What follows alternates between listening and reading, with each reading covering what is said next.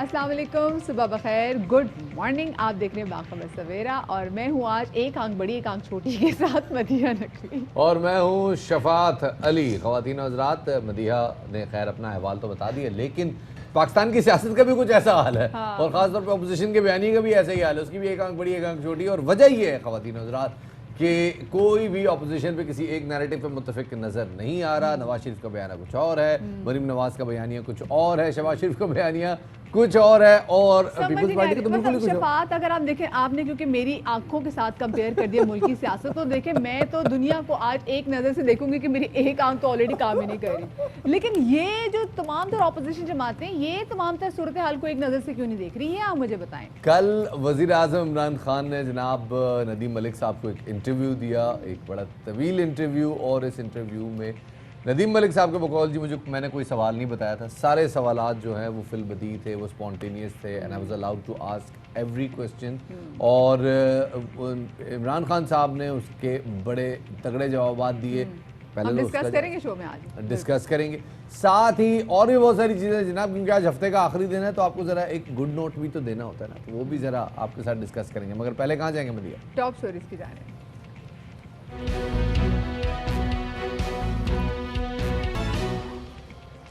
जी, तो ये तो थी टॉप स्टोरीज, और आज बाखबर सवेरा के आगाज़ में सबसे पहले बात करेंगे मुल्क की सियासत में होने वाली अहम पेशरफ्त के हवाले से कि वज़ीर आज़म इमरान खान ने कहा है कि मुल्क में जमहूरी हुकूमत है और फ़ौज के साथ मुकम्मल हम आहंगी मौजूद है। किसकी ज़रूरत है कि मुझसे इस्तीफ़ा मांगे, मैं उससे इस्तीफ़ा ले लूँगा। वज़ीर आज़म इमरान खान ने बताया कि आर्मी चीफ ने पार्लिमानी रहनुमाओं से मुलाकात, उनसे पूछगछ की थी। निजी टीवी को इंटरव्यू देते हुए वज़ीर आज़म का कहना था कि भारत नवाज शरीफ की मदद कर रहा है। वज़ीर आज़म ने बताया 3 महीने पहले पता चल गया था कि भारत पाकिस्तान में शिया सुन्नी फसादात कराना चाहता है। हिंदुस्तान की सबक कोशिश शिया सुन्नी की लड़ाई करवाए, ये हमें पहले 3 महीने से पता था। इन्होंने शिया सुन्नी के अंदर पूरा इंतशार करने की कोशिश की। पहले इन्होंने फैसला किया था शिया और सुन्नी के उलमा को कत्ल करवाएं, असैसिनेट करवाएं। वो अल्लाह का शुक्र है हमारी एजेंसी से पकड़ लिया सही टाइम पे। यहाँ इस्लामाबाद में 2 दहशतगर्द ग्रुप्स पकड़े। इस वक्त बीजेपी की हुकूमत है, कभी भी इतनी एंटी पाकिस्तान हुकूमत आई नहीं है हिंदुस्तान में। बट ये नज़रियाती तौर पे पाकिस्तान की के वजूद के ख़िलाफ़ है।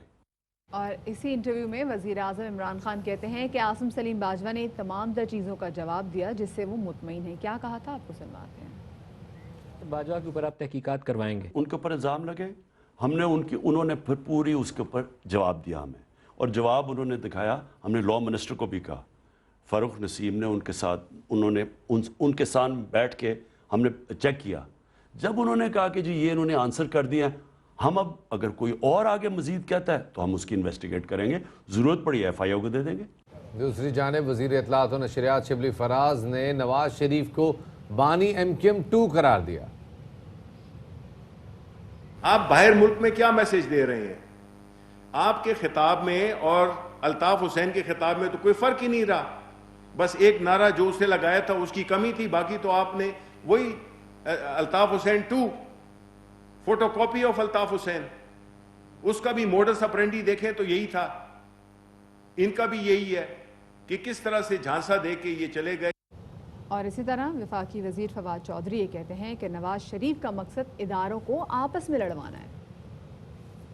इनकलाब की ये जो किस्म जो नवाज शरीफ साहब यहाँ पे हमें इंट्रोड्यूस कराना चाह रहे हैं, तारुफ कराना चाह रहे हैं, ऐसा इनकलाब तो दुनिया ने देखा ही नहीं।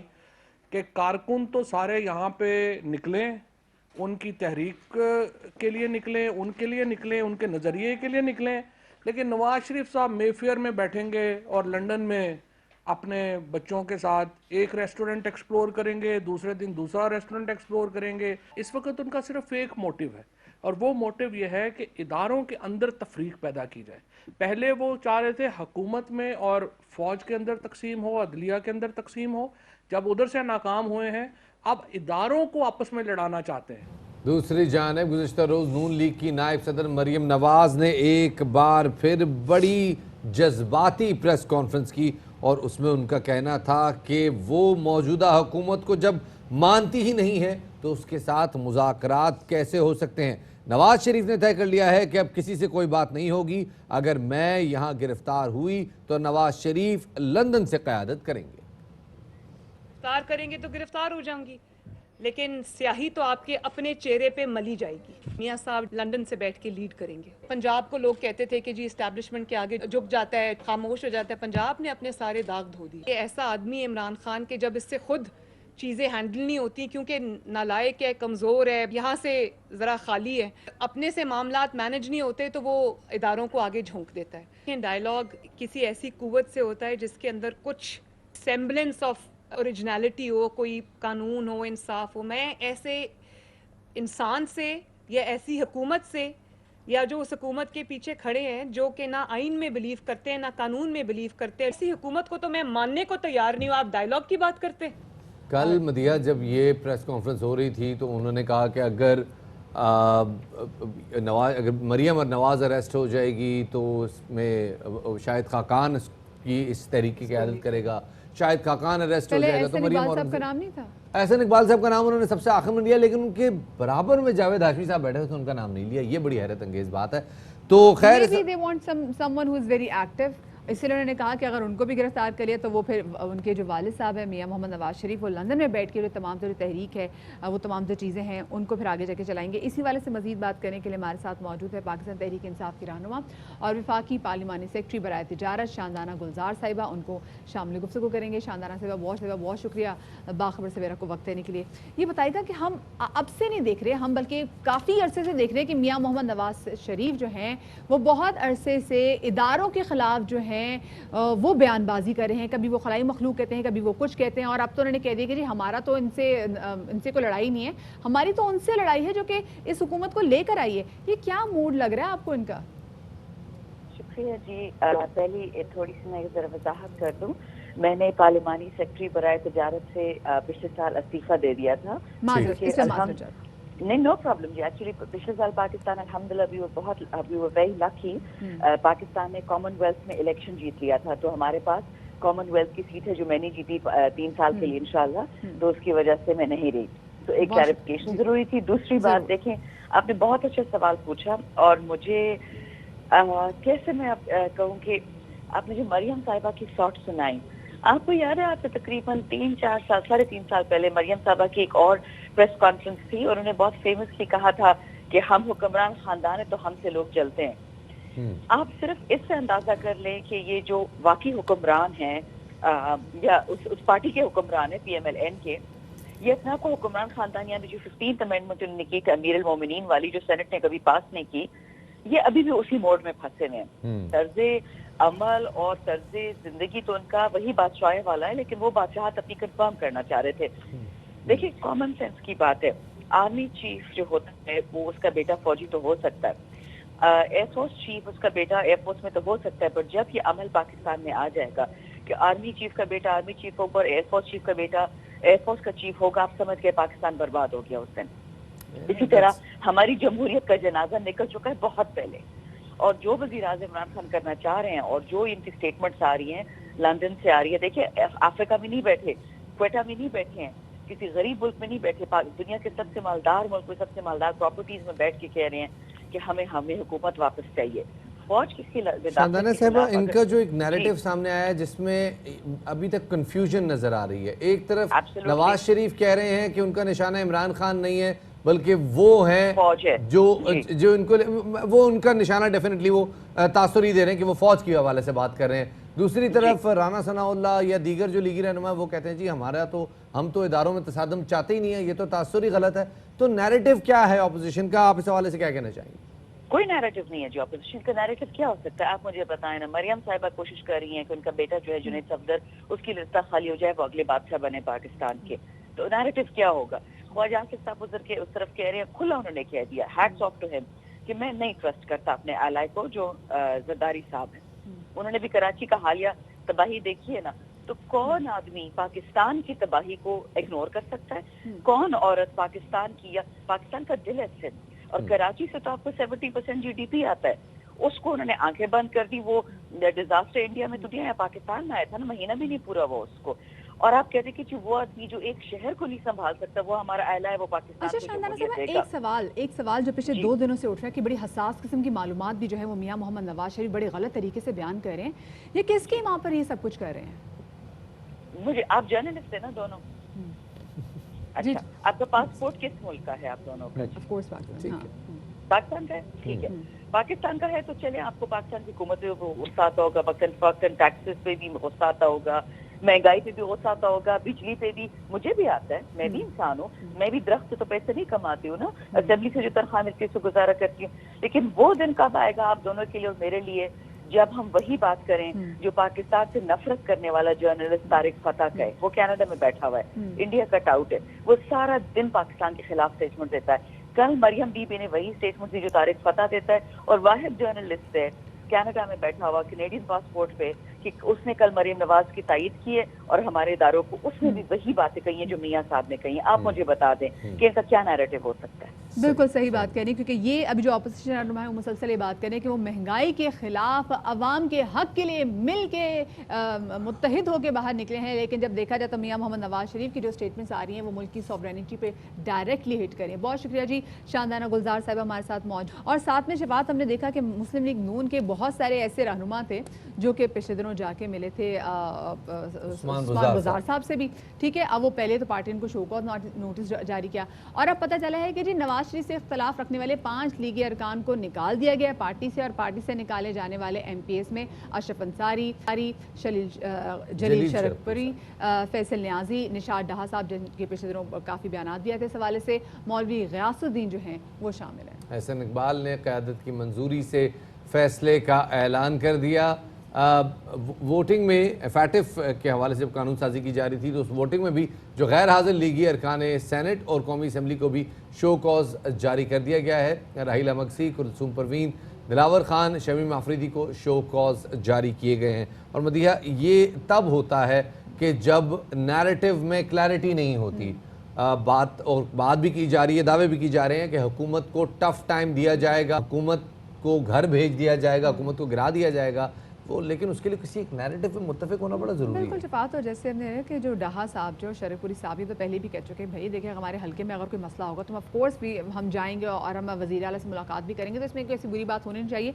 लेकिन समहाउ मुस्लिम लीग नून की क़यादत को ये बात कुछ खास पसंद नहीं आई और उन्होंने लिया एक्शन। लेकिन जब जरदारी साहब की हुकूमत थी तो उस वक्त जब अदलिया बहाली तहरीक थी या दीगर वो थे तो वो एक नैरेटिव डेवलप हो गया था। खुद मियां नवाज शरीफ साहब भी जो है वो कोट पहन कर कोर्ट गए थे और वहाँ पे उन्होंने मेमो गेट को जो है उस हवाले से दरख्वास्त भी दायर की थी। तो मेरे ख्याल में वो एक नैरेटिव के ऊपर पूरी पार्टी का मुत्तफिक होना ज़रूरी है, और जब लीडरशिप की तरफ से नैरेटिव में तजाद सामने आता है तो डेफिनेटली पार्टी में भी स्प्लिट नज़र आता है। बिल्कुल शफात, और शफात हमने देखा था जो 2 दिन पहले मियां मोहम्मद नवाज शरीफ ने जो लंदन में बैठ के जो एक बयान दिया था मिसाइल के हवाले से, उसके जवाब में डॉक्टर समम मुबारक मंद ने नवाज शरीफ का क्रूज मिसाइल की रिवर्स इंजीनियरिंग का दावा जो है वो मुस्तरद कर दिया, और वो कहते हैं कि नवाज शरीफ के दावे से इत्तफाक नहीं करता।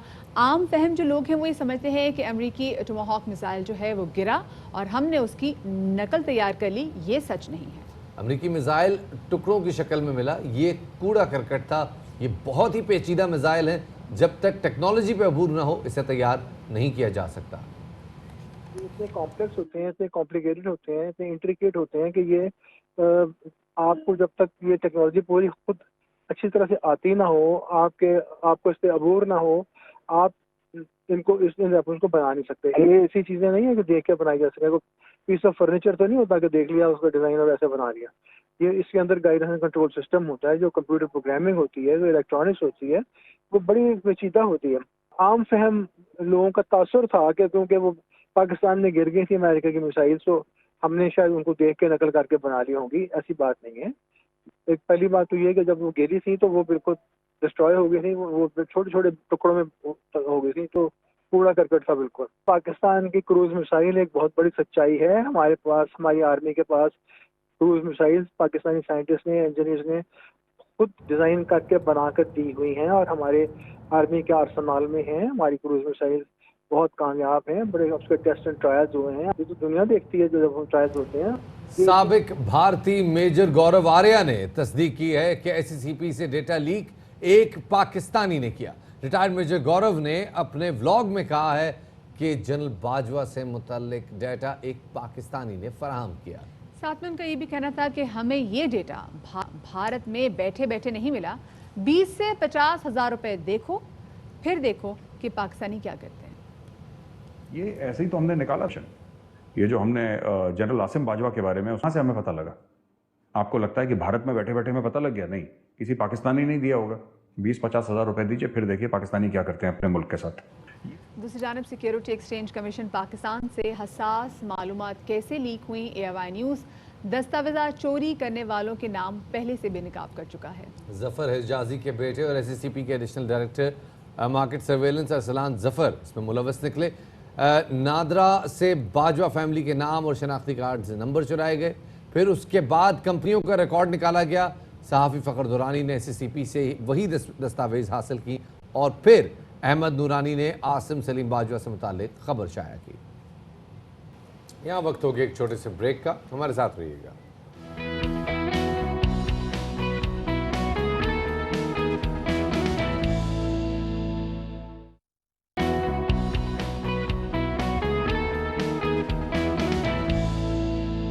Welcome back after the break. आपको बाखबर सवेरा में एक बार फिर से खुशामदीद करेंगे और अब बात करेंगे एक ऐसे मसले के हवाले से कि जो कि तशवीशनाक हद तक सिंध में, वैसे तो पूरे पाकिस्तान में ये वाक़यात पेश आ रहे हैं, लेकिन सिंध में ये वाक़यात तवातुर से पेश आ रहे हैं। हम बात करें बच्चों के अगवा और ज़्यादती के हवाले से, जिसमें ख़तरनाक हद तक इजाफा हो गया और बच्चों के अगवा और ज़्यादती से मुतालिक 8 माह की अगर हम बात करें तो जिसकी रिपोर्ट जारी कर दी गई है और इसके मुताबिक जनवरी से अगस्त 2020 तक सिंध में बच्चों से ज़्यादती के 93 वाक़यात पेश आए। बच्चों के साथ ज़्यादती के सबसे ज़्यादा वाक़यात यानी 18 केसेस खैरपुर में रिपोर्ट हुए।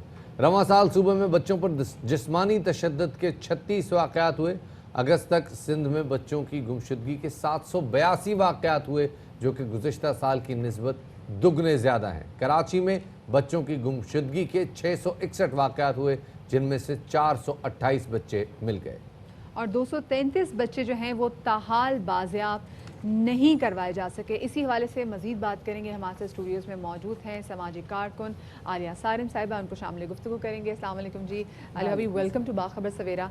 हम जो तवातुर से ऐसे वाक़यात होते हुए देख रहे हैं, हम मीडिया में भी हज़ार दफ़ा इन पर आवाज़ भी उठाते हैं, लेकिन समहाउ ये वाक़यात रोनुमा होने बंद नहीं होते। क्या वजह इसकी? अल्लाह करे जो भी बात बोलूँ दिलों तक चली जाए। सज़ा और जज़ा का तसव्वुर क्या है हमारे यहाँ? कोई तसव्वुर नहीं है। जज़ा को तो छोड़ दीजिए, सज़ा पर बात करते हैं। इतनी बच्चियाँ, बच्चे, लड़का लड़की हो गए वाक़यात। जब हम सज़ा की बात कर रहे हैं तो कोई कहता है फांसी देनी चाहिए, कोई कहता है फांसी नहीं देनी चाहिए, कोई कहता है कि सज़ा को यकीनी बनाना चाहिए। लेकिन इन सारी चीज़ों में आप देखिए कि हम एक पेज पर मौजूद हैं नहीं हैं। वजह, पाकिस्तान को डिक्टेशन दी जाती है और सारी दुनिया से दी जाती है और हम डिक्टेशन लेते हैं। हम आइसोलेट नहीं होना चाहते, पाकिस्तान आइसोलेट नहीं होना चाहता, लेकिन ये हमारे लोग हैं, ये हमारे मसले हैं। हमें मालूम है कि हमारे कल्चर, हमारा मज़हब, माशरा, इन सारे हवालों से हमें इन्हें कैसे हैंडल करना है। हम अपने लोगों को हैंडल करना बाहर की दुनिया से ज़्यादा बेहतर जानते हैं। उस हवाले से जो मेरी एक सोच कहती है, 25 साल के तजर्बे को देखते हुए, फिल फॉर फांसी होनी चाहिए, सरेआम फांसी होनी चाहिए, संसार होना चाहिए। और ये कोई ऐसे कवानीन नहीं है जो हमारे पास मौजूद नहीं है, ऑलरेडी मौजूद है, सिर्फ इम्प्लीमेंटेशन करनी है। और ज़रूरी नहीं है कि हम इस सज़ा को कोई ताहयात ये चलेगी, नहीं। बहुत दुख होता है जब हम किसी को फांसी चढ़ाते हैं, हम भी इंसान हैं, पाकिस्तानी भी इंसान है, बहुत नरम दिल है हमारे पास, हमें दुख होता है। लेकिन जब हम उन बच्चियों का दुख देखते हैं, उनके माँ बाप का दुख देखते हैं, उनके पूरे ख़ानदान का दुख देखते हैं, तो हम ये समझते हैं कि वो ज़्यादा दुखी हैं, वो मजलूम है और ये जालिम है। सज़ा ख़त्म भी की जा सकती है जब हालात बेहतर हो जाएंगे। और क्यों नहीं डायलॉग किए जाते, दुनिया से क्यों नहीं डायलॉग किए जाते कि हम अभी तरक्की याफ्ता नहीं है, हम तरक्की पजीर हैं। हमने अपने लोगों को जो मोबाइल फ़ोन दे दिया उससे बहुत तबाही आ रही है, हमारे लोगों को संभलने के लिए वक्त दिया जाए। लेकिन अली भाभी, आपको नहीं लगता है जो मोबाइल फ़ोन से लोगों को बड़ी हेल्प आउट भी हो रही है, बहुत सारी ऐसी ऐप्स आ रही हैं जो कि मदद भी फराहम करती हैं? ये मुझे बताएं कि इस वक्त क्योंकि सिंध में सबसे ज़्यादा ऐसे केसेस आ रहे हैं, कितने इदारे हैं जो कि काम कर रहे हैं बच्चों को बाजियाब कराने में, और स्पेसिफिकली जिन बच्चों की रेप सूरतें ज़्यादती हो जाती तो बाद में उनकी मेंटल रिहेबिलिटेशन भी बहुत सारा ज़रूरी है। एक जुमला आज से 3 साल पहले मैं नहीं बोल सकती थी, आज भी मोहतात होकर बोल रही हूँ, लेकिन बोलना ज़रूरी क्योंकि न्यूज़ पे वो आया है। महरम रिश्तों से अब हमारे बच्चे महफूज नहीं हैं। हम अल्फाज इस्तेमाल कर रहे थे रिश्तेदार, तो हम आगाह तो कर रहे थे पब्लिक को, क्योंकि बात वो ये कि ये मुझ पर फ़र्ज़ हो जाता है जब मैं उन बच्चों को समेटती हूँ, उनके दुख, उनके ख़ानदान को समेटती हूँ, और मैं अगर सच बोलने में कोताही करूँ तो मैं जवाबदेह होंगी अल्लाह को।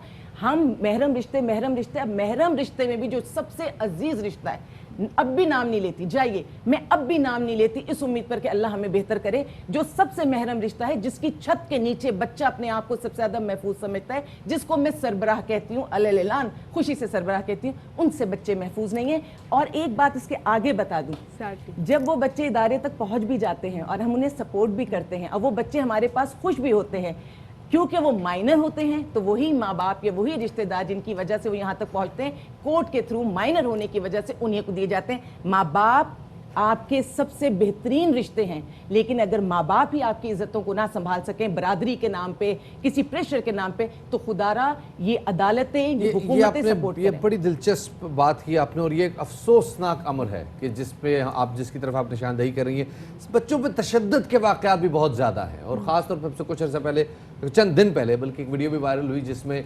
एक मदरसे के मोहतमिम जो हैं वो एक बच्चे के ऊपर तशद्दुद कर रहे थे, इस हद तक 5 साल के बच्चे के ऊपर इस हद तक तशद्दुद किया गया कि उसकी जान चली गई।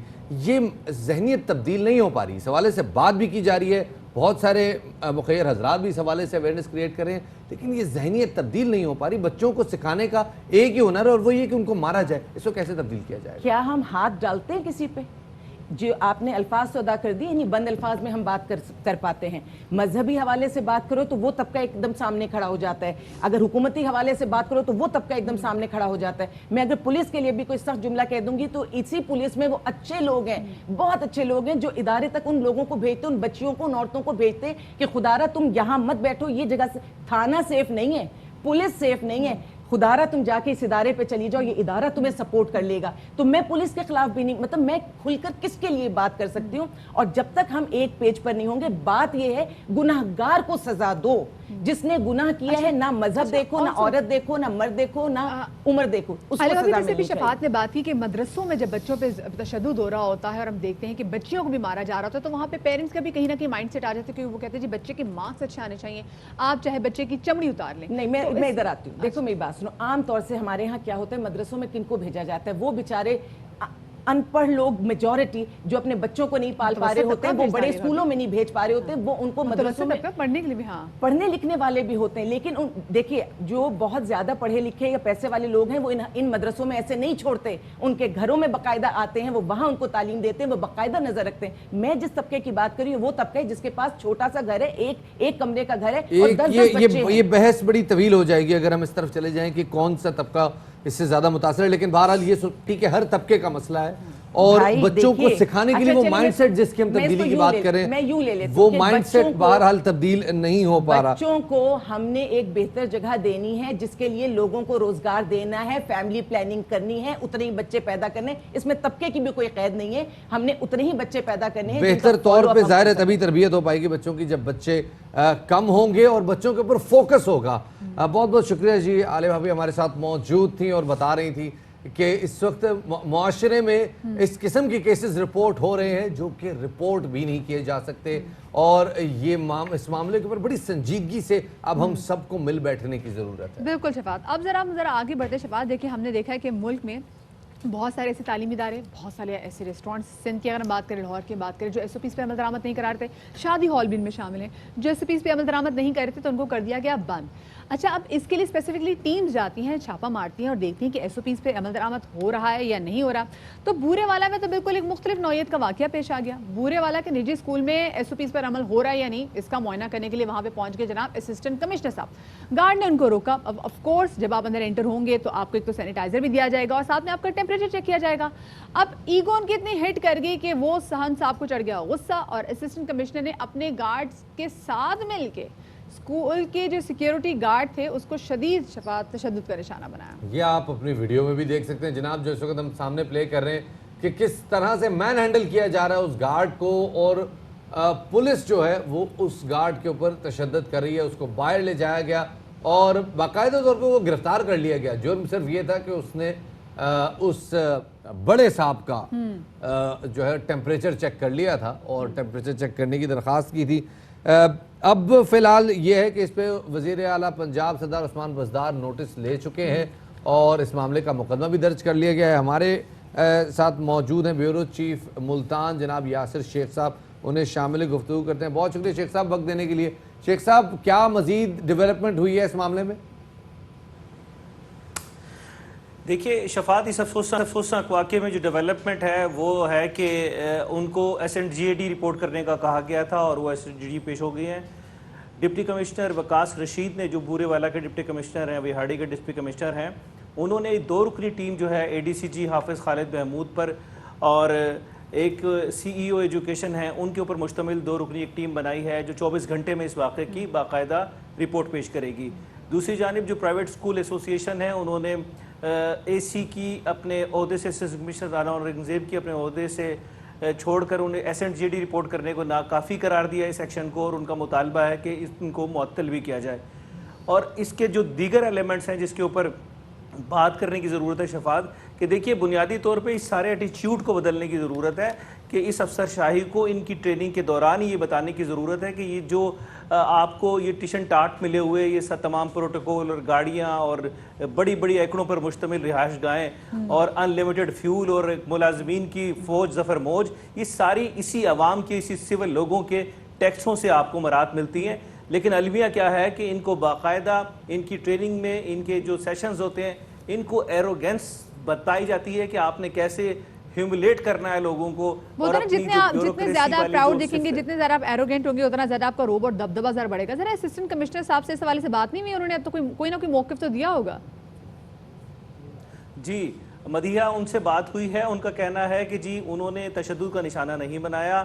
یہ جو گارڈ صاحب ہیں انہوں نے کار سرکار میں مداخلت کی تھی جس کی وجہ سے، اور انہوں نے بدتمیزی کی تھی، ہمیں کارروائی کرنا پڑی. جبکہ حقائق جو وائرل ویڈیو میں دیکھے جا سکتے ہیں، انہوں نے تو SOP کے اوپر عمل درآمد کی یوسف نے کوشش کی تھی اور ان کو نہیں پتا تھا کہ کون شخص انٹر ہو رہا ہے.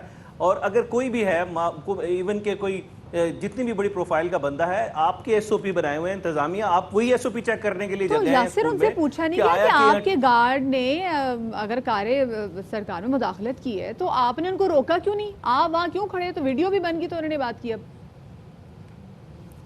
دیکھیے ویڈیو کو اگر آپ تھوڑا سا بغور اس کا مشاہدہ کریں تو آپ کو لگے گا ان کو باقاعدہ انسٹیگیٹ کر کے باہر لایا گیا ہے کہ اس کو پکڑیں اور ڈالیں.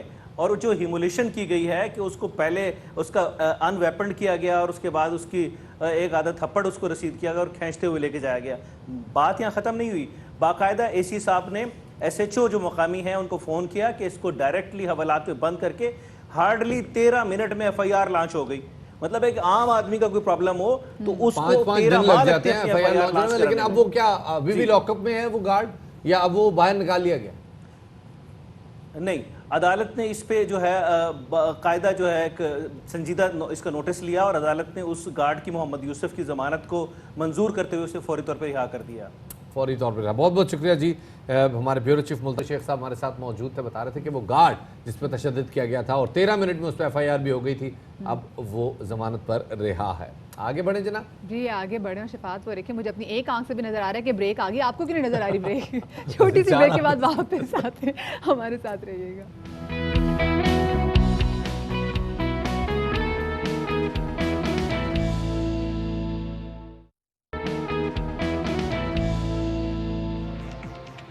جی welcome back after the break. اور بریک کے ساتھ آپ کے ساتھ ایک اچھی خبر شیئر کرتے چلیں. اسپیس ٹیکنالوجی میں اہم پیش رفت سامنے آئی ہے اور پاکستان اپنا خلائی پروگرام شروع کرے گا، اور اس پروگرام سے بلین ٹری سونامی منصوبے سمیت پلاننگ ڈویژن کے بھی تمام تر منصوبوں کو شفاعت مانیٹر کیا جا سکے گا. وزیر اعظم عمران خان نے وفاقی وزراء کے ہمراہ اسٹریٹجک پلاننگ ڈویژن کا دورہ کیا، جہاں وزیر اعظم کو اسپارکو کی جانب سے پاکستان کی خلائی صلاحیت کے بارے میں آگاہ کیا گیا اور خلائی پروگرام پر بریفنگ دی گئی.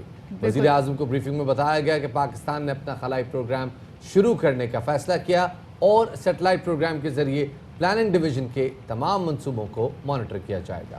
بالکل جی. اور اسی والے پر بات کرنے کے لیے ہمارے ساتھ موجود ہیں پروفیسر ڈاکٹر محمد جاوید اقبال صاحب، جو کہ director institute of space science and technology ہیں.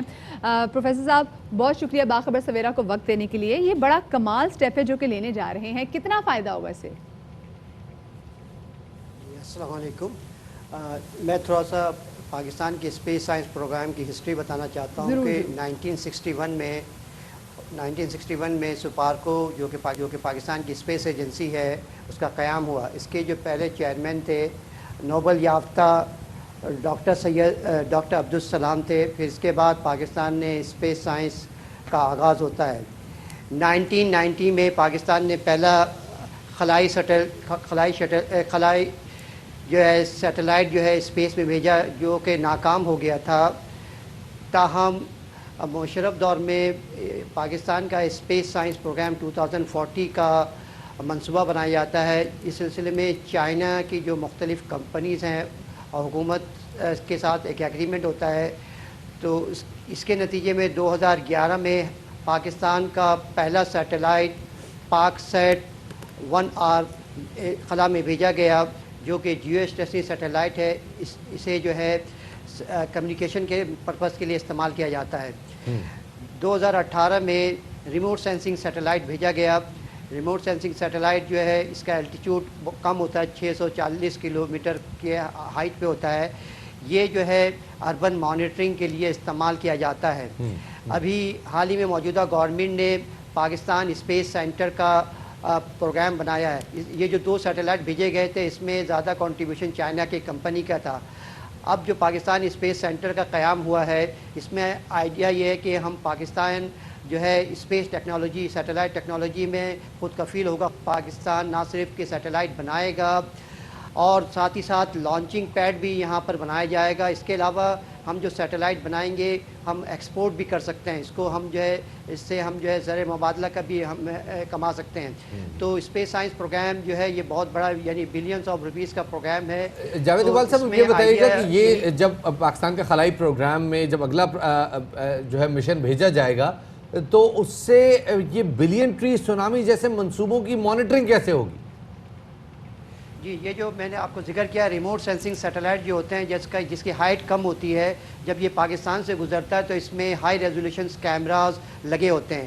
تو وہ جس ایریا سے گزرتا ہے تو اس کی سیٹلائٹ امیجنری بنا لیتا ہے. پھر سیٹلائٹ امیجنری جو ہمارے پاس آتی ہے اس کے ذریعے ہم جو ہے جس حصے کی بھی ہمارے پاس سیٹلائٹ امیجنری ہوگی تو کمپیوٹر سافٹ ویئر کو یوز کرتے ہوئے ہم اس علاقے کے بارے میں پوری انفارمیشن گیدر کر سکتے ہیں. جیسے مثال کے طور پہ اگر زلزلہ کسی علاقے میں آتا ہے تو زلزلہ کو اسی طرح جیسے مثال کے طور پہ جو درخت ہیں مختلف علاقے میں ہیں تو اس کے درخت کی تصویر بھی سامنے آ جاتی ہے. درخت کو اکاؤنٹ بھی کر سکتے ہیں اور درخت کی سائز کیا ہے. تو everything can be monitored. جیسے سیلابی جب کوئی صورتحال پیدا ہو تو وہ بھی حوالے سے مانیٹر کی جا سکتی ہے، جیسے پچھلے دنوں بھی سندھ کو بھی اور پنجاب کو بھی جو سیلاب نے ہٹ کیا. جی جی بالکل. اس میں وہی ہے کہ اربن مانیٹرنگ کے لیے پورا استعمال ایون بعض ممالک میں آپ لفظ یوز کر رہے ہیں اربن مانیٹرنگ. کراچی جیسے شہروں کا ایک بہت بڑا مسئلہ ہے انکروچمنٹس کا اور غیر قانونی قبضوں کا. ویسے تو قبضے ہوتی غیر قانونی ہے، لیکن کیا ان سیٹلائٹ کے ذریعے اس قسم کی میپنگ میں مدد مل سکتی ہے جس کے ذریعے طے کیا جا سکے کہ کون سے علاقے کس کانسٹیٹوئنسی میں فال ان کر رہے ہیں؟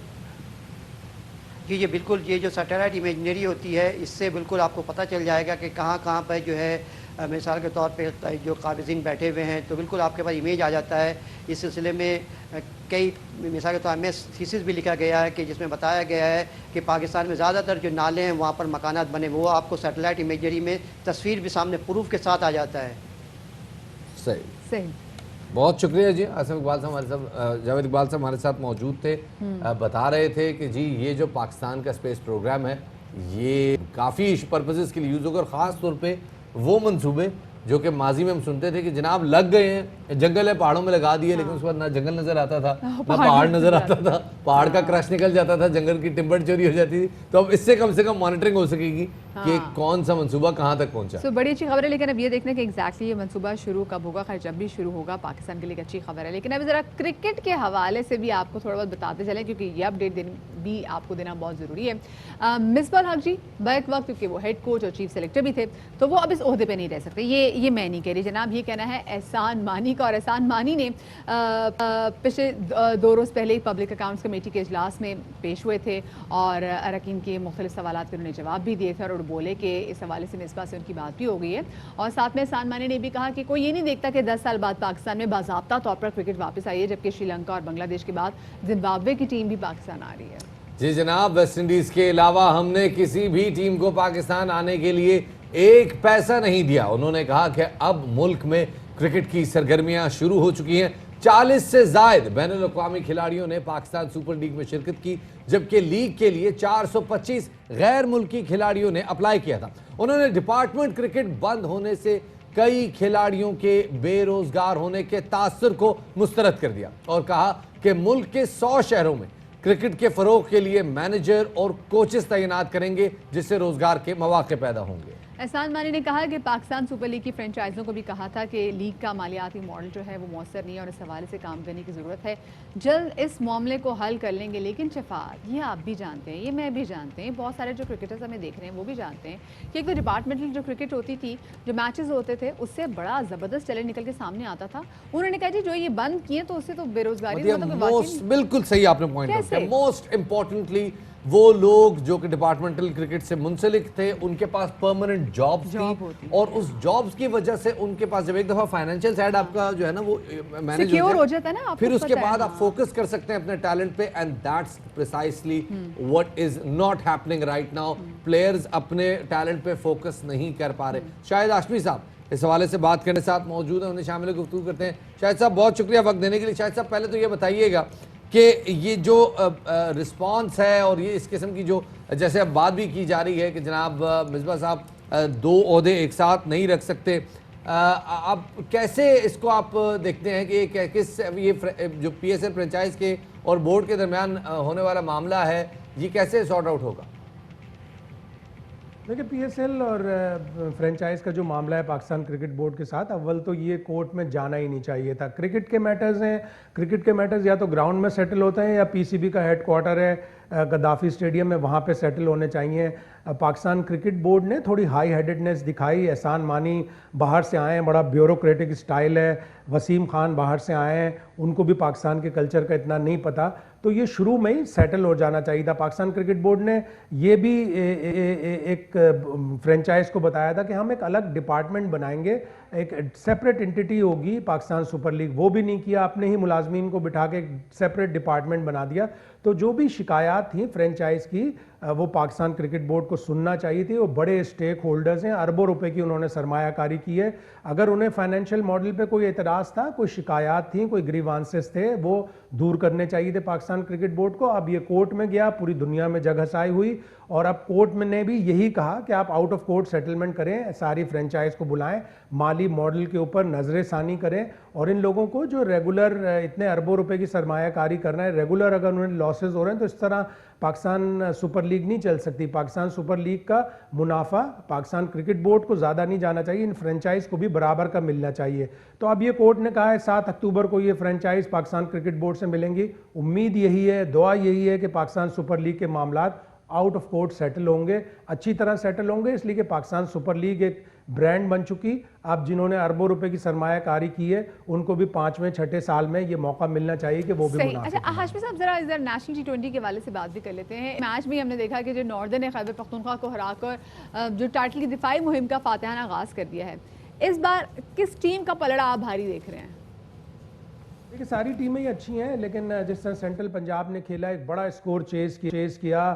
عبداللہ شفیق پہلا ہی T20 اپنا میچ کھیل رہے تھے، انہوں نے اس پہلے ہی میچ میں ڈیبیو پر سینچری بنا دی۔ فرسٹ کلاس کرکٹ میں بھی وہ ڈیبیو پر سینچری بنا چکے ہیں، تو کچھ ٹیلنٹ نظر آ رہا ہے۔ اب ہمیں اگر انٹرنیشنل کرکٹ کو فیس کرنا ہے، انٹرنیشنل کرکٹ میں جا کے بڑی بڑی ٹیموں کو فیس کرنا ہے، تو ہمیں اپنی ڈومیسٹک کرکٹ کو بھی اچھا بنانا پڑے گا۔ نئے جو ٹیلنٹڈ کھلاڑی ہیں ان کو اس سٹیج پہ گروم کرنا ہوگا۔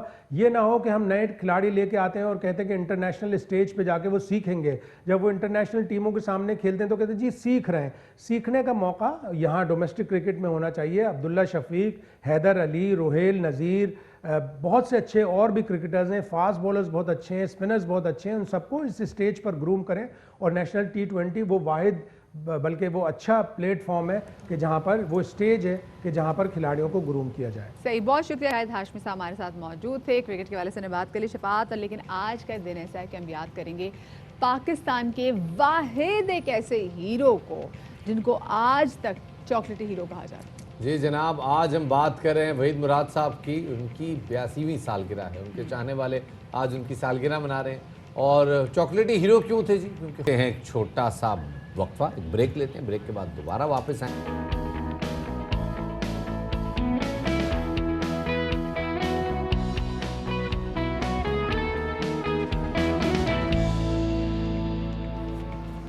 Welcome back after the break. Finally मेरी दुआएं जो है वो रंग ले आई और शफात एकदम से यहाँ से गायब हो गए, गो कि मैंने कुछ इतनी खास एफर्ट भी नहीं की थी, बस मैंने थोड़ी सी आउज़ बिल्ला पड़ी थी।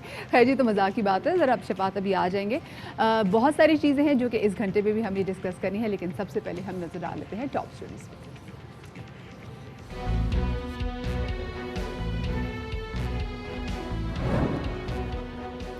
शेखपुरा के करीब जड़ावाला रोड पर 6 मुलजिमान की लड़की से मुबैना इज्तिमाई ज़्यादती। पुलिस के मुताबिक कार सवार अफराद ने लड़की को लिफ्ट देने के बहाने बिठाया और नशावर शय पिलाकर रेप किया।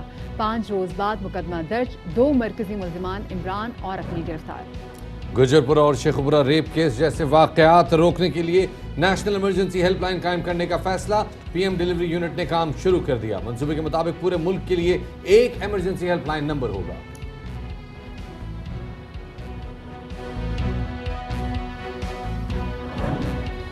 मुल्क में ब्रेस्ट कैंसर वबा की तरह फैल रहा है। दीगर मुल्कों की निस्बत हमारे यहाँ खवातीन को कम उम्री में ही ये बीमारी लाहक हो रही है।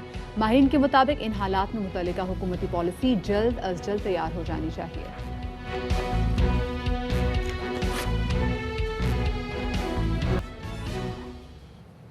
और सबसे पहले अहम तरीन खबर शामिल करते चले अमेरिका से, जहां अमेरिकी सदर डोनाल्ड ट्रंप और खातून अव्वल का कोरोना टेस्ट मुस्बत आ गया है। अमेरिकी सदर डोनाल्ड ट्रंप ने एक ट्वीट के जरिए बताया है कि मेरा और मेलानिया का कोरोना टेस्ट मुस्बत आया है। मैं और खातून अव्वल करंटीना में चले गए हैं। हम इस बीमारी से साथ निपटेंगे, कहना है अमेरिकी सदर डोनाल्ड जे ट्रंप का। शबात, हमने देखा भी कि डोनाल्ड ट्रंप उनकी अहलिया, जिनका अभी जो कोरोना टेस्ट है जो मस्बत आए, इससे पहले हमने देखा क्योंकि पिछले जो इंतखाबी मुहिम इनकी जारी थी, जिनके मुआविन हैं होप होक्स, इनके साथ इन्होंने काफ़ी ज़्यादा टाइम गुजारा था। फिर मसला तब शुरू हुआ जब होप्स का जब कोरोना टेस्ट जो है वो पॉजिटिव आया और उसके बाद फिर इनका टेस्ट भी कराया गया। सुबह भी जब हम तकरीबन 7 बजे भी देख रहे थे तो उसमें डोनाल्ड ट्रंप ने बोला था कि वो भी वेट करें मेलानिया ट्रंप का, कि मेलानिया ट्रंप का जो टेस्ट है वो पॉजिटिव आता है नेगेटिव आता है। दिन बाद में पता चला जिन्होंने अपने आप को क्वारंटीन कर लिया और अब ये खबर सामने आ गई कि जनाब इनका जो कोरोना टेस्ट है वो आ गया मस्बत। और याद रहे शफात, Donald Trump was the one person, जब पूरी दुनिया में जब कोरोना के हवाले से बात की जा रही थी तो तब he was the one who was taking it very like non seriously. लेकिन अब देखिए कैसे हिट किया है मास्क पहनने के हवाले से भी काफी बात की है। अब से कुछ देर पहले अमरीकी सदर की इंतखाबी कैंपेन में मुआवन साबिक अमरीकी मॉडल होप हिक्स का कोरोना टेस्ट पॉजिटिव आया था, जिसके बाद डोनाल्ड जे ट्रंप और खातून अव्वल के कोरोना टेस्ट सैंपल्स लिए गए। और अभी कुछ देर पहले सदर डोनाल्ड जे ट्रंप ने ये ट्वीट की है कि जिसमें उन्होंने ऐलान किया कि उनका और खातून अव्वल का, अमरीकी खातून अव्वल का कोरोना टेस्ट मस्बत आया। शफात, और अब देखिए अब नवंबर में इलेक्शंस होने जा रहे हैं, तो अब आप देखें कि जो इंतखाबी मुहिम के हवाले से जो सरगर्मियां हैं वो कितनी मुतासर होंगी इस हवाले से। खैर, जो अभी पिछले दिनों जो मुबाहिसा हुआ था इनका और जो बायरन का, सो उसमें वैसे जब उनसे मास्क के हवाले से पूछा गया था कि जी तो मास्क ही नहीं पहनते, ये तो बड़ा इसको ईजी लेते थे, तो उन्होंने कहा वो तो मैं अपनी जेब में रखता हूँ, जहाँ मुझे ज़रूरत महसूस होती है तो मैं वो मास्क लगा लेता हूँ। तो ज़रूरत वाली बात नहीं, इसका मतलब है you need to like wear it all the time. बड़ा क्रूशल है जनाब। और अमेरिका में एक बार फिर कोरोना केसेस बड़ी तेजी से सर उठा रहे हैं और इसकी एक मिसाल आपने देखी कि जिसमें अब अमेरिकी सदर डोनाल्ड ट्रंप का कोरोना टेस्ट मस्बत आ चुका है और उन्होंने खुद को क्वारंटीन कर लिया है।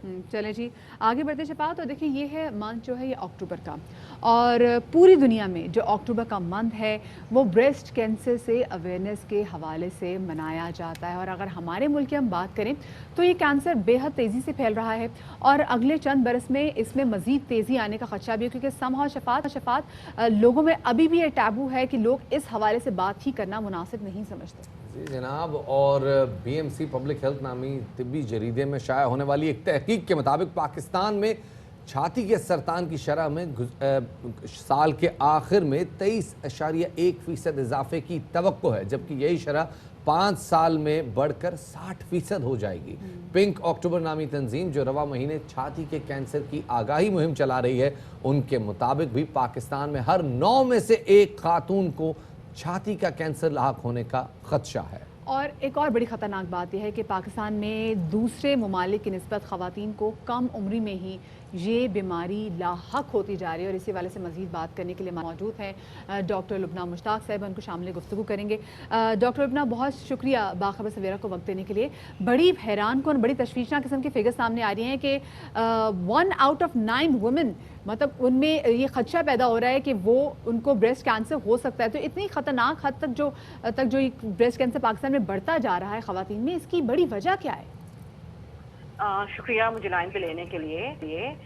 पहली चीज तो मैं आपको ये बताऊं कि जो फिगर्स हैं जो हम कह रहे हैं कि 1:9 है, कहीं कहीं पाकिस्तान में ही कुछ डेटा ये बताता है कि ये 1.7 या 1.8 भी है इन जगहों पे।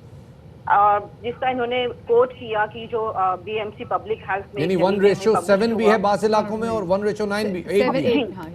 ये लोकल डेटा है। हमारे यहाँ पाकिस्तान में कोई जामिया कैंसर रजिस्ट्री मौजूद नहीं है, जिसे हम कहें कि नेशन वाइड कैंसर रजिस्ट्री, यानी पूरे पाकिस्तान की कैंसर रजिस्ट्री। इसलिए होता ये कि पंजाब अपनी फिगर्स कोट करता है, सिंध में से कोई हॉस्पिटल अपनी फिगर्स कोट कर रहा है, NWFC से कई और कोटिंग आ रही है। तो ये लोकल डेटा है अस्पतालों। लेकिन डॉक्टर साहब, हम अपने आसपास पे बहुत सारे ब्रेस्ट कैंसर के जो केसेस हैं वो बढ़ते हुए देख रहे हैं। 3-4 सालों से हम इस हवाले से बात भी करें, बट क्या ऐसी रीज़न है कि अब जो जवान लड़कियां हैं, जो जवान खवातीन हैं, उनमें भी ब्रेस्ट कैंसर जो तेज़ी से बढ़ता जा रहा है? अच्छा, मैं आपको एक चीज़ बताऊं कि हम ये कहते हैं कि जी बढ़ता जा रहा है। सालों से अवेयरनेस फैलाई जा रही है कि हाँ चेक करवाइए अपने ब्रेस्ट को, मैमोग्राम करवाइए। अवेयरनेस स्प्रेड हुई है। आप ये कह सकते हैं कि हाँ गांव शहरों के अलावा गांव में भी, छोटे इलाकों कस्बों में भी अब खवातीन को इस बात का एहसास है कि उनकी अगर छाती में कोई ऐसी गिल्टी बन रही है, कोई तब्दीली आ रही है, तो वो फौरन आके चेक जरूर करवाएं। अब प्रॉब्लम ये है कि हमारे यहाँ खवातीन ज्यादातर 40 से 50 साल की उम्र में इफेक्ट हो रही हैं ब्रेस्ट कैंसर से। हमेशा लोग ये बात कहते हैं कि क्यों, अगर हम बाहर की मुल्कों की बात करें लाइक अमेरिका या बरतानिया या श्रीलंका, बांग्लादेश, तो वहाँ ये सब कुछ नहीं देखा जा रहा है इस तरह से। अगर आप देखें तो हमारी खवातीन की जो लाइफ एक्सपेक्टेंसी है वो उनकी खवातीन से काफी कम है। यानी हमारे यहाँ एक एवरेज लाइफ 62 साल है वुमेन की, और इसी मुकाबले में अगर US में देखें तो वो 78 ईयर्स है। तो हमारी जो DNA एज है वो उनसे काफी छोटी है, तो इसलिए कैंसर भी जल्दी नजर आ रहा है, क्योंकि वो सारे लाइफ के जो इवेंट्स हैं, शादी, बच्चे, वो सब कुछ बहुत जल्दी जल्दी हो रहा है। अब लोग कहते हैं स्ट्रेस एक फैक्टर है, एनवायरनमेंट एक फैक्टर है। बिल्कुल हो सकता है, इसलिए कि 90% से ज्यादा ब्रेस्ट कैंसर स्पोरेडिक है। स्पोरेडिक का मतलब ये है कि कोई आपको इसमें वजह मालूम नहीं है। ये स्कैटर्ड कैंसर है, फैमिली में किसी को भी कभी भी हो जाएगा। तो एनवायरमेंटल फैक्टर एक वजह ये भी है कि बहुत सारी खवातीन का जब डायग्नोसिस होता है तब तक कैंसर एडवांस स्टेज में जा चुका होता है।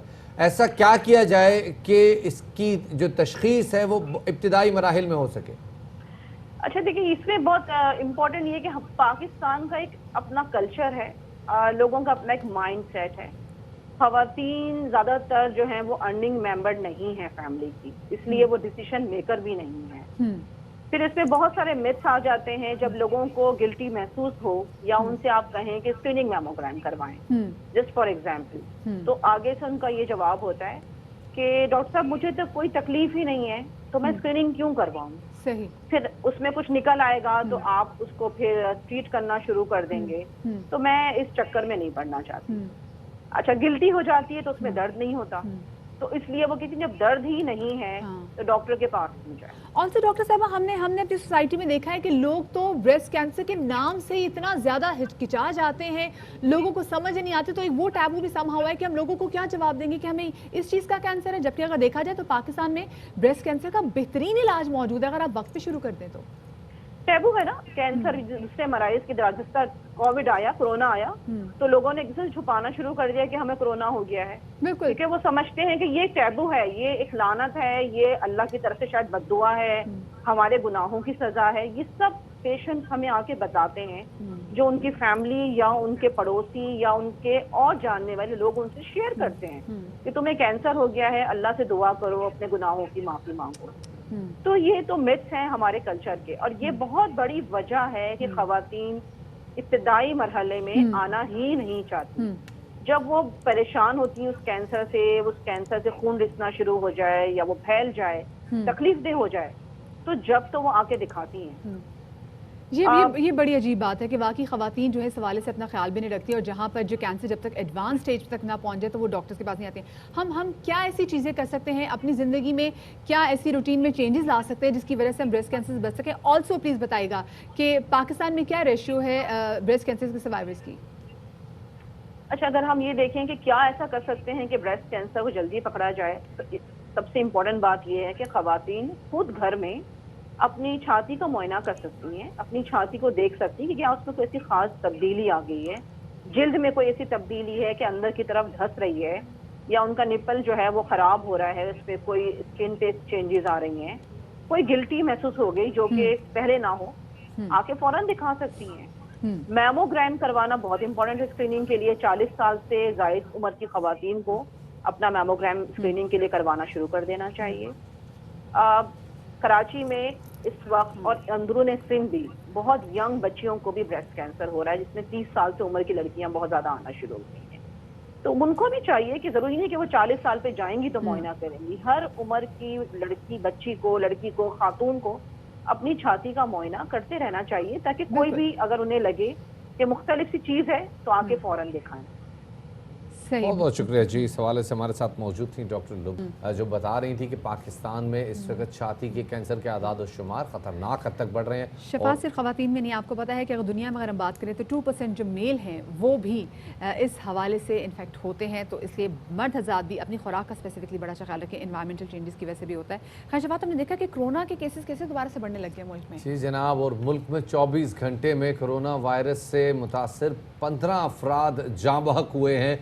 ये गुज़श्ता कई माह में सबसे बड़ी, एक रोज़ में जाँ बहक होने वाले अफराद की सबसे बड़ी तादाद है। बिल्कुल शफात, और एनसीओसी मुल्क में अब तक कोरोना से मजमूई अमवात जो हैं वो 6000 हो गई हैं। और एनसीओसी बताते हैं कि मुल्क भर में इस वक्त 499 जो हैं वो 24 घंटे के दौरान रिपोर्ट हुए हैं, और जो कोरोना टेस्ट किए गए हैं वो थे 31,000 जो कि कोरोना टेस्ट जो हैं वो कंडक्ट किए जा चुके हैं। और साथ में हमने देखा कि शफात जैसे जैसे लॉकडाउन बढ़ता जा रहा है तो हमने पंजाब में भी देखा, स्पेसिफिकली अगर हम सिंध की बात करें, कराची की बात करें, तो माइक्रोसॉफ्ट जो है, माइक्रोस्मार्ट जो है लॉकडाउन, वो भी बहुत सारी जगहों में वो अब वो करवाए गए, इम्प्लीमेंट करवाए गए। कराची में कुछ इलाकों में कल रात माइक्रोस्मार्ट लॉकडाउन का निफाज हुआ है, और दीगर कई ऐसे रेस्टोरेंट्स हैं जहां पे अब इस लॉकडाउन का निफाज सामने आने के इम्कानात पैदा हो रहे हैं। और ये इस वजह से है क्योंकि जैसे कि अवाम ने, हम बार बार उनको अवेयर करते रहे हैं, लेकिन ख्याल नहीं रखा गया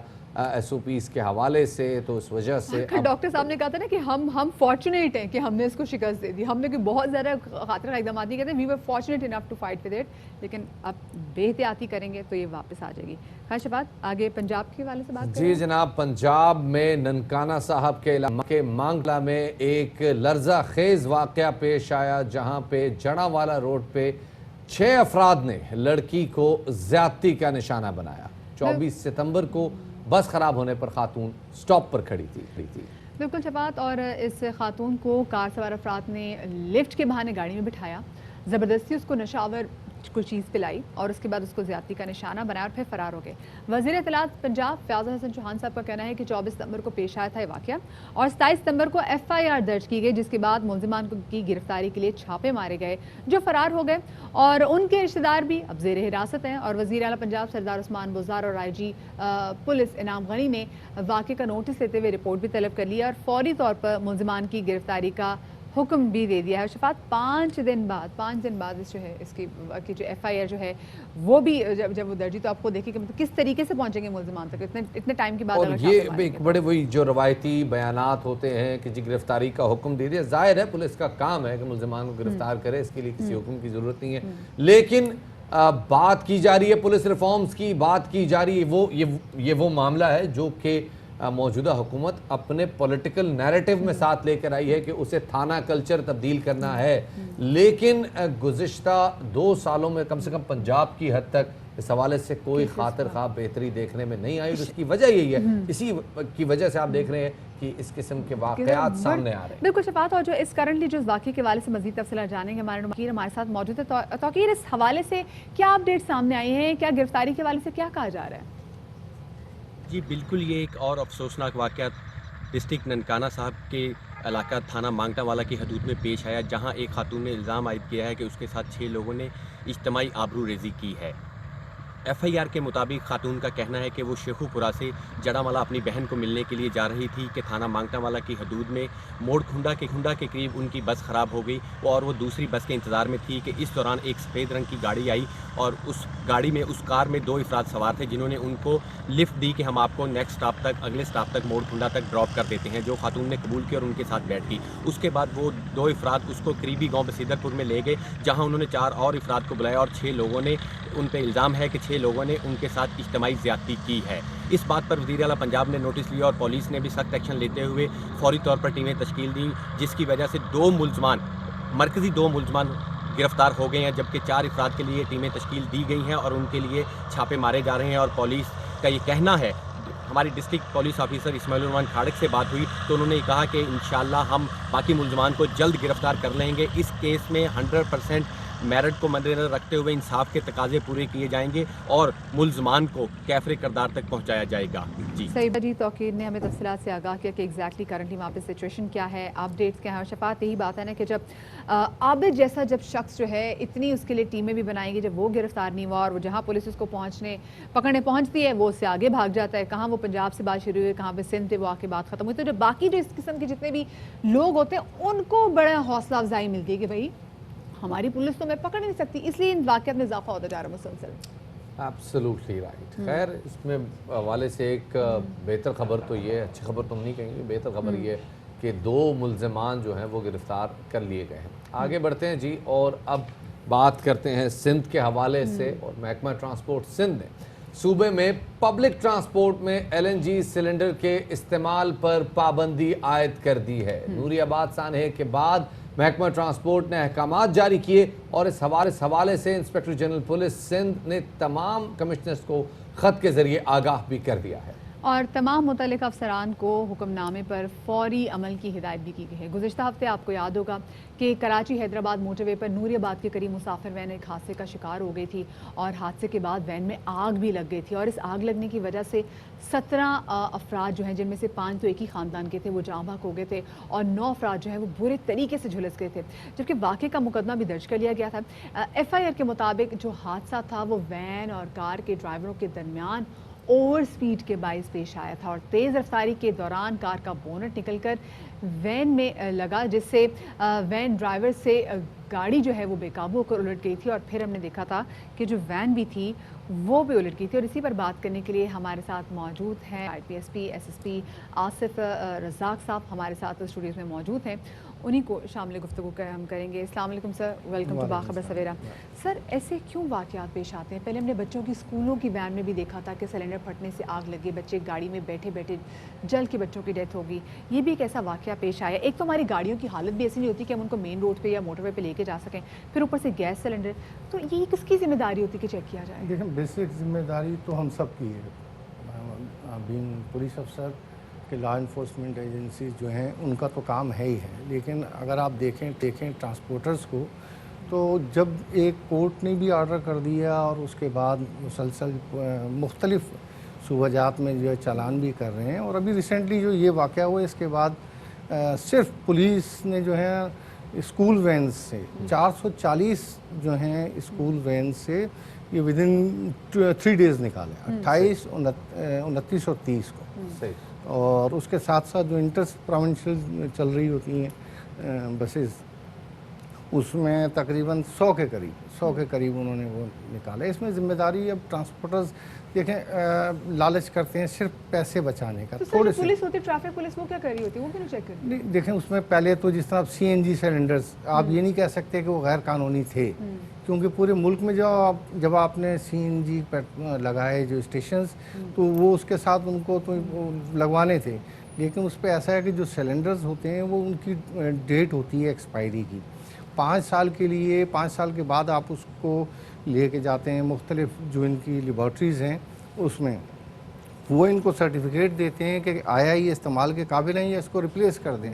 اب تقریباً جو ہے پاکستان میں 30 لاکھ کے قریب گاڑیاں ایسی ہیں جن میں CNG استعمال ہو رہا ہے، اور ان میں 3 لاکھ کے قریب ایسی ہیں جن پہ جو ایک نہایت مطلب خستہ حالت والے ہیں۔ اب سر پبلک ٹرانسپورٹ میں سی این جی کا استعمال ہوتا ہے، دنیا کے کئی ممالک میں بسیں سی این جی پہ چلائی جاتی ہیں، ان کو ماحول دوست تصور کیا جاتا ہے، لیکن یہ چھوٹی وینز میں اور جو پبلک ٹرانسپورٹ کے لیے یوز ہوتی ہیں، انٹرسٹی ٹرانسپورٹ کے لیے یوز ہوتی ہیں، ان میں سی این جی کا استعمال اس حوالے سے کوئی سرکاری پالیسی ہمیں واضح نہیں ہے، اگر آپ کے علم میں تو ہمارے ساتھ شیئر کیجیے۔ اس وقت تو اب تو سب بینڈ ہو گیا نا کہ اگر آپ جو پبلک ٹرانسپورٹ میں گاڑیاں جو بھی ہیں ان کے اتروائیں، اور اب آپ دیکھ بھی رہے ہیں کہ سی این جی اسٹیشنز بھی جو ہے وہ بند کر رہے ہیں، زیادہ سے زیادہ کوشش کر رہے ہیں، کیونکہ ایک تو پبلک کو جو گیس نہیں ملتی اپنے استعمال کے لیے، یہ بھی ایک ایشو ساتھ ساتھ ہے، لیکن اب اس کے ساتھ سب اسٹینڈرڈ جو آپ سلنڈرز لگاتے ہیں، اب پورے پاکستان میں آپ کہیں سے بھی کسی بھی دکاندار کے پاس چلے جائیں، جو لگا رہا ہے وہ سلنڈر آپ کو لگا دے گا، ہر قسم کے سلنڈر لگا دے گا۔ جو 45,000 50,000 والا سلنڈر ہے وہ ٹرانسپورٹر نہیں لگاتے ہیں، وہ کیا کرتے ہیں پرانا کہیں سے اٹھا کے 7-8 ہزار روپے والا سلنڈر وہ لگا دیتے ہیں، اسی کو دوبارہ وہ لگا لیتے ہیں۔ That's absolutely right۔ لیکن اب کیا کیا جائے، کیسے یہ انشور کیا جائے گا کہ ان گاڑیوں میں سلنڈر لگا ہوا ہے یا یہ گاڑیاں پیٹرول پہ چلی، کیونکہ سلنڈر تو یوزلی مسافروں کی سیٹوں کے نیچے کنسیل کیا عام طور پہ چھپا بھی دیتے ہیں سیٹوں کے ساتھ ساتھ۔ وہ دوسرا یہ ہے کہ اگر آپ دیکھیں اس میں کوئی ایسے میجرز نہیں ہیں، اب جس طرح یہ حادثہ ہوا ہے سپر ہائی وے والا، اس میں کوئی ایسا فائر ایکسٹنگوشر نہیں تھا کہ جس کو بجھایا جا سکے گاڑی کو۔ لوگوں نے جو اب جب ایک دفعہ ایسا کوئی ایس او پی بنایا جا سکتا ہے کہ مثال کے طور پہ اگر ظاہر ہے یہ اگر گاڑیاں سی این جی میں بند ہو گئی، یہ ایل پی جی پہ بھی شفٹ ہو سکتے ہیں، سی این جی سلنڈر کو تھوڑا سا موڈیفائی کر کے یا اسی کے جٹ چینج کر کے اس کو بنایا جا سکتا ہے، تو کیا ایسی کوئی پالیسی ہے کہ بسیں یا ہیوی ٹرانسپورٹ جو ہے وہ تو سی این جی پہ چلائی جا سکے، ایل این جی پہ یا ایل پی جی پہ چلائی جا سکے، لیکن جو چھوٹی ٹرانسپورٹ ہے، جو منی بسز ہیں، ان کو نہ چلایا جائے؟ دیکھیں اس وقت تو جو سر دست تو سب بند کرنے کی طرف جا رہے ہیں نا، اب یہ تو جو اسمبلیز ہیں یا جو حکومتی ادارے ہیں جو دیکھ رہے ہیں وہ ایک سارٹ آؤٹ کر کے اس کا کوئی نہ کوئی حل نکالیں۔ اچھا سر، جو لوڈر گاڑیاں ہوتی ہیں، چھوٹی کیریئر گاڑیاں یا پک اپ گاڑیاں جو چھوٹی ہوتی ہیں، ان میں تو ہم دیکھتے ہیں کہ بڑے کھلم کھلا ان کی چھتوں پہ سلنڈر پڑا ہوا ہوتا ہے، کیا ان پہ بھی بین ہو گیا؟ اصل میں اب فی الوقت تو دیکھیں جہاں جس پہ لوگ سفر کر رہے ہیں یا بچے اسکول وینز ہیں، پہلی سٹیج پہ تو اب آپ دیکھیں صرف کراچی میں 440 اسکول وینز سے نکالے ہیں، باقی کسی گاڑی سے نہیں نکالا ہے، اور 100 کے قریب جو گاڑیاں نکالی ہیں وہ انٹر سٹی اور انٹر پروونشل جو چل رہی تھی۔ پرسنل کارز بھی آ جاتی ہیں؟ اب پرسنل کارز بھی آ جاتی بہت سارے لوگ؟ نہیں، پرسنل کارز پہ تو فی الوقت مسافر، جس میں کیونکہ آپ فرض کریں بچے ہیں یا ایک شہر سے دوسرے شہر جو جا رہے ہیں لوگ سفر کرنے والے، ان کے لیے۔ لیکن یہاں پہ میرے خیال سے گاڑیوں کی مینٹیننس کے حوالے سے بھی بہت بڑا پوائنٹ ہے کہ اب گاڑیوں کو مینٹین کرنا نہ صرف آپ نے بلکہ اس پہ امپلیمنٹیشن کرانا بھی بہت زیادہ ضروری ہے۔ تھینک یو سو مچ جی، سر ہمارے ساتھ موجود تھے۔ شفاعت، ہوتا یہ گاڑیوں کو بغیر کسی مینٹیننس کے جب ہم اس کو ہائی ویز پہ لے جاتے ہیں تو اس پہ دیکھتے ہیں کہ بڑے بڑے افسوسناک واقعے بھی پیش آتے ہیں، جیسے کہ کار کا بونٹ جو ہے وہ اتر کے ایک وین کو لگ گیا، وین کو آگ لگ گئی اور اتنے لوگ مر گئے۔ تو میرے خیال سے یہاں پہ پولیس کو بھی نا، ٹریفک پولیس کو بھی اپنا کردار ضرور نبھانا چاہیے، چیک کرنا چاہیے۔ آنے والے دنوں میں ذرا فواد چودھری صاحب سے بھی کو لیں گے اور ان سے بات کریں گے کہ پاکستانی گاڑیوں کے معیار کے اوپر انہوں نے کیا کام کیا ہے اور ان کی منسٹری کیا کر رہی ہے۔ فی الحال یہاں لیتے ہیں انہی کی منسٹری کام کری، انہی سے پوچھتے رہیں گے بھی آپ نے کیا کیا، آپ نے کیا کیا۔ خیر جی، چھوٹی سی بریک لیں گے، بریک کے بعد ملتے ہیں۔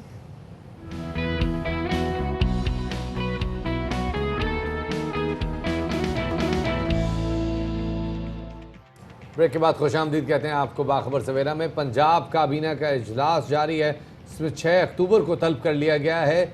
کابینہ اجلاس کی صدارت وزیر اعلیٰ پنجاب کریں گے اور اجلاس میں صوبائی وزراء، معاون خصوصی اور مشیران شرکت کریں گے۔ پنجاب کابینہ صوبے میں اصلاحات، حکومتی اقدامات کا جائزہ لے گی۔ بیوروکریسی کی کارکردگی سے متعلق بھی اس جو کمیٹیاں ہیں وہ رپورٹ پیش کریں گی۔ جناب اب ذرا بات کرتے ہیں نیشنل ایمرجنسی ہیلپ لائن کے حوالے سے۔ معاملہ یہ ہے مدیہ کہ بہت سارے واقعات رپورٹ ہوتے ہیں، سامنے آتے ہیں، لیکن ان کا ڈیٹا اس لیے مرتب نہیں ہو پاتا کیونکہ یہ آپس میں انٹر لنکڈ ہی نہیں ہے۔ آلسو شفاعت، اگر خدا نہ خواستہ کوئی ایسا واقعہ میرے ساتھ پیش ہے، اللہ نہ کرے نا گاڈ فوربڈ، کہیں نکلیوں کی پرابلم ہو جاتی ہے تو مجھے ایگزیکٹلی پتہ نہیں کہ میں نے کال کس کو کرنی ہے۔ میں پولیس کو کال کروں گی تو پولیس مجھے کہے گی جی ہماری تو ذمہ داری نہیں ہے، کیونکہ جو گجے پورا کو شفاعت جو واقعہ پیش آ گیا نا، اس کے بعد سے اب لوگوں کا، اسپیشلی خواتین کی اگر ہم بات کریں تو ان کا جو اعتماد ہے نا، وہ ایسے جو عدم تحفظ ہے نا، وہ شکار ہو گئے ہیں اس کا۔ بالکل جناب، اور ایسے واقعات کی روک تھام کے لیے اب حکومت نے نیشنل ایمرجنسی ہیلپ لائن قائم کرنے کا فیصلہ کیا ہے۔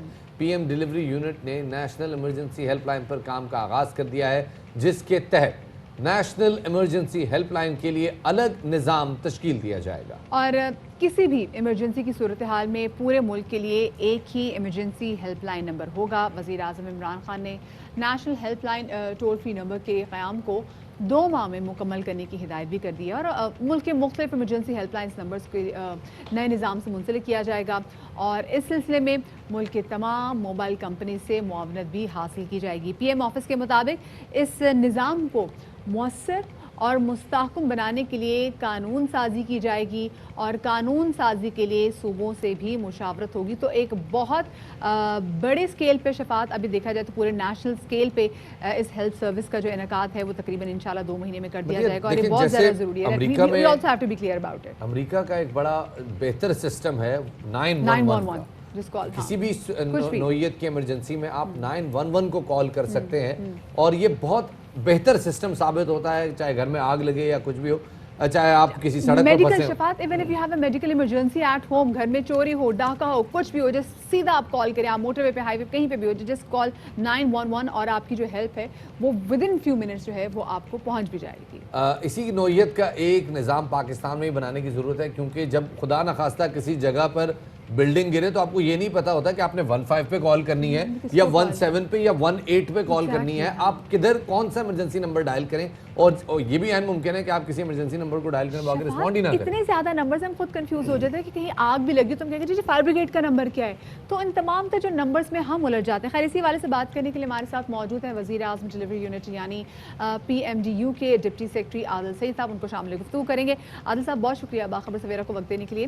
یہ کہے گا کہ جو نیشنل ایمرجنسی ہیلپ لائن جو ہے کچھ ہم نے ناظرین کو بھی بتایا, لیکن یہ کام کیسے کرے گی اور جو ایک عام آدمی ہے وہ انہیں کون کون سی سچویشنز میں استعمال کر سکے گا؟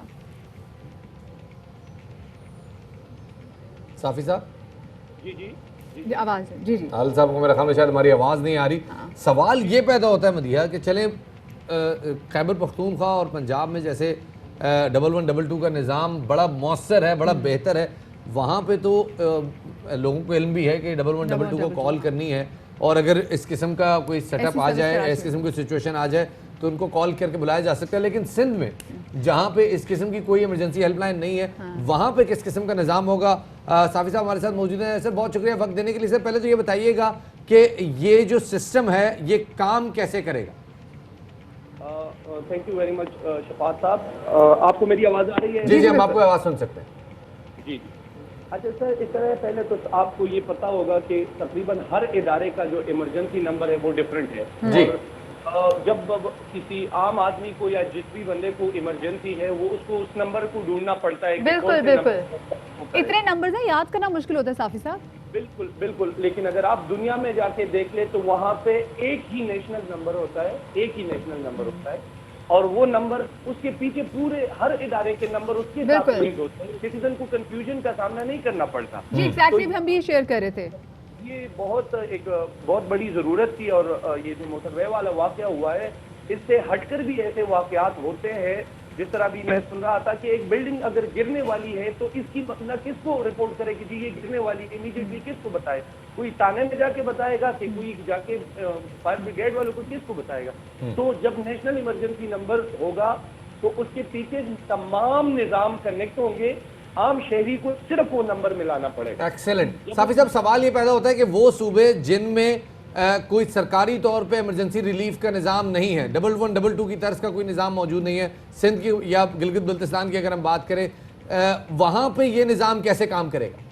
جی پہلی بات تو یہ ہے کہ there are 4 universal categories. 4 universal categories ہیں ایمرجنسیز کی. ایک ایسی کیٹیگری ہے جس میں پولیس کی ریکوائرڈ ہوتی ہے, دوسری وہ کیٹیگری ہے جس میں فائر بریگیڈ ریکوائرڈ ہوتا ہے, تیسری وہ کیٹیگری ہے جس میں ریسکیو اور ریلیف کی وہ ہوتی ہے, اور چوتھی وہ ہوتی ہے کہ جس میں آپ کوئی سرچ کے لیے وہ کرتے ہیں یا انفارمیشن آپ پاس آن کرتے ہیں. تو جن جن صوبوں میں جو نظام اویلیبل ہے وہ تو پہلی گو میں ان کے ساتھ ایکٹیو ہو جائیں گے. صحیح. اچھا یہ جیسے آپ نے ریسکیو کی بات کی تو اس میں میڈیکل سروسز بھی صافی صاحب آ جائیں گے, لیکن اب سوال یہ بھی پیدا ہوتا ہے کہ دیکھیں جو بڑے بڑے شہروں میں تو لوگ جانتے بھی ہیں کہ سروس کو استعمال کیسے کرنا ہے, لیکن جو چھوٹے شہر ہے, جو سبربز وغیرہ ہے, کہ وہاں پر بھی یہ سروسز ویسے ہی ملیں گی جیسے بڑے اچھی جگہوں میں اربن ایریاز میں ملیں گی؟ دیکھیں اگر اس میں یہ تفریق آ جائے کہ इसमें अगर ये तफरीक आ जाए कि जी ये सर्विसेज वैसे मिलेंगी या कुछ इलाकों में अच्छी मिलेंगी और कुछ पे, तो फिर तो निज़ाम कामयाब ना हुआ। ठीक है, अक्रॉस द बोर्ड उतना ही रिस्पॉन्सिवनेस होगा हर जगह पे जहाँ पे, क्योंकि इस सिस्टम का ताल्लुक है जिंदगी और मौत के साथ। एक बंदा इतनी क्रिटिकल सिचुएशन में है कि जिसको नेशनल इमरजेंसी पे जाना पड़ रहा है, तो इसमें फिर तफरीक नहीं होगी कि फला जगह पे रिस्पॉन्स स्लो होगा और फला जगह पे रिस्पॉन्स, उसके साथ ही ये पूरा इंफ्रास्ट्रक्चर बैकएंड से अपग्रेड होगा। ये इस तरह नहीं होगा कि ये कुछ जगहों पे अच्छा होगा और कुछ जगहों पे बुरा। अच्छा, अब साफी साहब सवाल ही पैदा होता है कि जो ज़ाहिर है बहुत सारे मोबाइल यूज़र्स हैं, तो क्या मोबाइल यूज़र्स भी इस सर्विस को इस्तेमाल कर सकेंगे, और क्या जो टेलीकॉम कंपनीज़ हैं उनको ऑन बोर्ड ले लिया गया है इस हवाले से?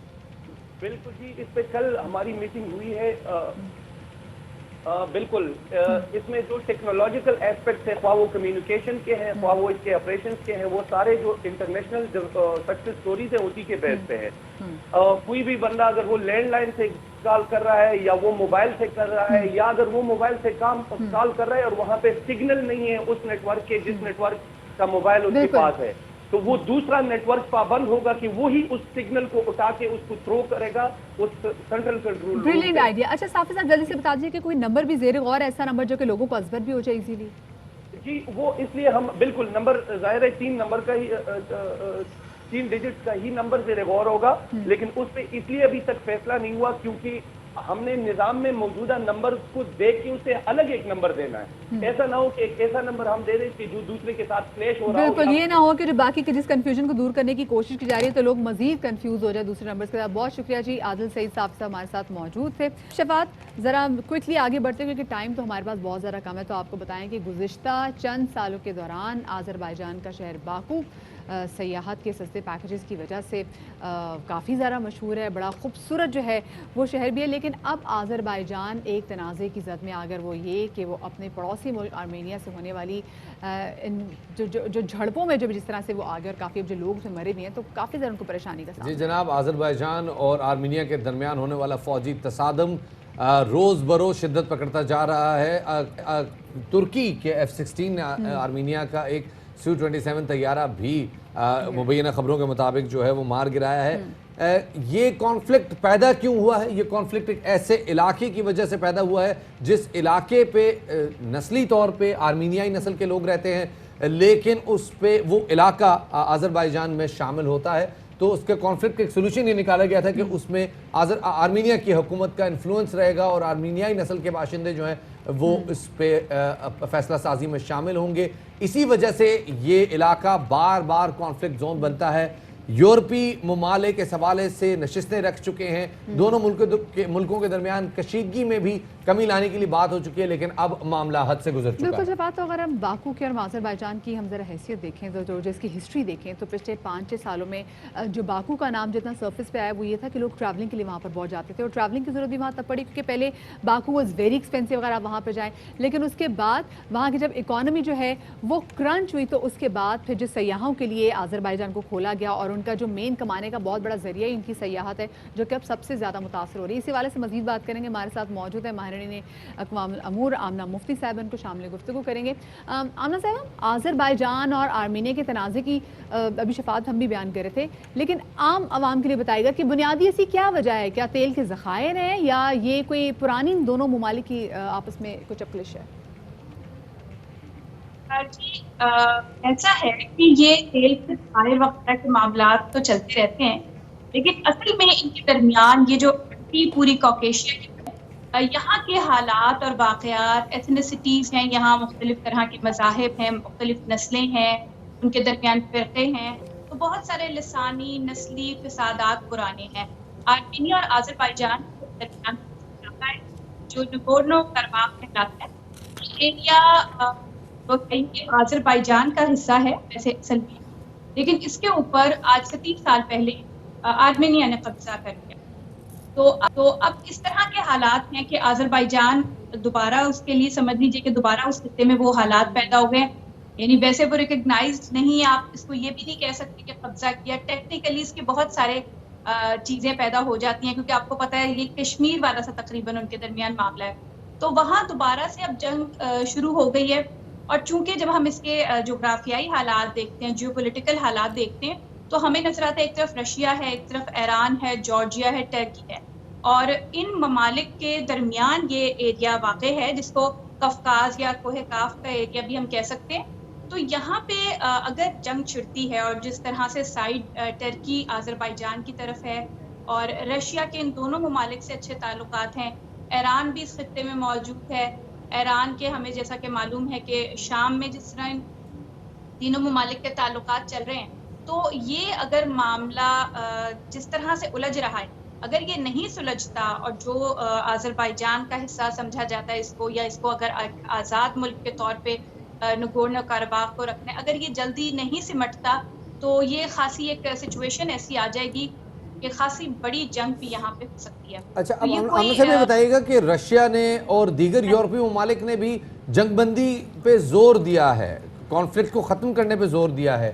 ترکی نے البتہ کہا ہے کہ آذربائیجان کو جس قسم کی معاونت چاہیے ہوگی ترکی پرووائڈ کرے گا. آپ کو کیا لگتا ہے کہ عالمی پریشر کے تحت کیا اس کانفلکٹ کو سولوشن ہو سکتا ہے؟ دیکھیں، سولوشن اگر ہونا ہوتا ہے، یہ آج کا معاملہ نہیں ہے، یہ بہت پرانا معاملہ ہے، اور ٹرکی کا جو سٹینڈز ہے اس پہ وہ یہی ہے کہ آج جنگ بندی اگر کروا لی جائے گی تو کیا معاملہ حل ہو جائے گا؟ معاملہ تو وہیں کا وہیں رہے گا. آذربائیجان کا جو اس ایریا پہ کلیم ہے وہ تو وہیں کا وہیں رہے گا، کیونکہ ہے تو وہ اس کا جغرافیکلی حصہ، لیکن ایتھنیکلی وہاں پہ آرمینین ہے. اور آپ کو پتہ ہے کہ جب اس طرح کے معاملات ہوتے ہیں تو وہاں پہ مختلف طرح کے ایسے واقعات بھی رپورٹڈ ہیں ہسٹری میں جہاں جینوسائیڈ کے بھی معاملات ہیں. تو کیا ان سب چیزوں کو ٹیبل پہ بیٹھ کے کیا جا سکتا ہے؟ یہ خاصے الجھے ہوئے معاملات ہیں، خاصے الجھے ہوئے معاملات ہیں، اور انٹرنیشنل پریشر سے ماضی میں تو کوئی نتیجہ نہیں نکلا اور اس بار بھی کوئی نتیجہ نکلنا مشکل نظر آ رہا ہے. کہنا تھا آمنہ مفتی صاحبہ کا. بہت بہت شکریہ اس حوالے سے ہمیں تفصیلات سے آگاہ کرنے کا اور اپنے تفصیلی تبصرہ دینے کا. یہاں وقت ہو گیا ایک چھوٹے سے بریک کا. ہمارے ساتھ رہیے گا.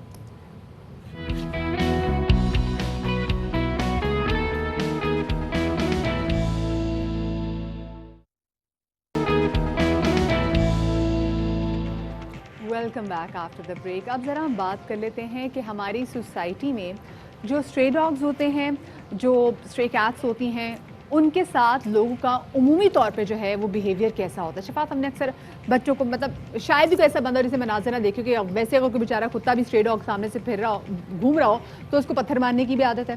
تو آپ سوچیں کہ جس کی ویسے رسپیکٹ نہیں کرتے وہ بیچارہ اگر آپ کو کہیں سے بیمار مل جائے یا کسی گاڑی نے اس کو ہٹ کر دیا ہو، تو ایسے لوگ اٹھ کے اس کی مدد کیسے کریں گے؟ اور ان کی کوشش ہوتی ہے یہ نہیں پڑا مر جائے، بس اس کے لیے کچھ کرے گا کوئی کچھ بھی نہیں. ہائے ہائے، دیکھو زخمی پڑا ہوا ہے، یہ کہہ کے نکل جاتے ہیں آگے. اور اگر کوئی بچہ جو ہے اگر کسی بلی پہ یا کسی کتے کو ہوتا ہے نا، اس کو اٹھا کے پھینکتے ہیں یا اس کے ساتھ اسے کہتے ہیں بچوں کا کھیل ہے، بچہ بڑا ہمارا شرارتی ہے. ہونا تو یہ چاہیے کہ اس بچے کو بھی نا، مطلب اسی طرح ٹانگ سے پکڑ کے الٹا لٹکانا، بیٹا یہ تم حرکت کر رہے ہو جانور کے ساتھ، جیسا تمہیں لگ رہا ہے ویسا ہی اس کو لگ رہا ہے. لیکن ہوتا نہیں ہے، بچوں کو ہنس کھیل کے ٹال دیا جاتا ہے. لیکن کچھ لوگوں کو خدا نے نرم دل دیا ہے جو خدا کی بنائی ہوئی مخلوق سے محبت کرتے ہیں. اور ایسی ہی ایک مہمان آج ہمارے ساتھ موجود ہیں جنہوں نے بلیوں کو اور اسٹرے ڈاگس کو بچانے کے لیے ایک انیشیٹو شروع کیا. اور اب تک، ابھی جب ہماری بریک میں ان سے بات چیت ہو رہی تھی مریا، 500 کے قریب بلیوں کو اور اسٹرے ڈاگس کو وہ ریسکیو کر چکی ہیں. یہ وہ بلیاں اور اسٹرے ڈاگس ہیں جن کو ہم دیکھتے ہیں سڑکوں پہ ہٹ کیا جاتا ہے اور اس کے بعد ان کا کوئی خیال رکھنے والا بھی کوئی نہیں ہوتا، اور کوشش ہوتا ہے کہ وہیں پہ جو ہے ان کی مطلب چھوڑ دیتے ہیں بیچاروں کو بھی آسرا. اسی والے سے بات کریں گے. ہنا ہمارے ساتھ موجود ہے. ہماری آواز آ رہی ہے؟ ہنا شاہ ہمارے ساتھ موجود ہے جی لاہور سے. جی مجھے آپ کی آواز آ رہی ہے. اچھا ہنا، مجھے سب سے پہلے بتائے گا جو انیشیٹو آپ نے جو شروع کیا تھا، اس کا آغاز آپ نے کب کیا تھا اور کب آپ کو لگا کہ اس کی ضرورت ہے کہ مجھے ایٹ لیسٹ بڑھ کے یہ کام کرنا ہے؟ اچھا، سو بیسکلی میرا جب سٹارٹ ہوا تھا دیٹ واز اباؤٹ 7 years پہلے.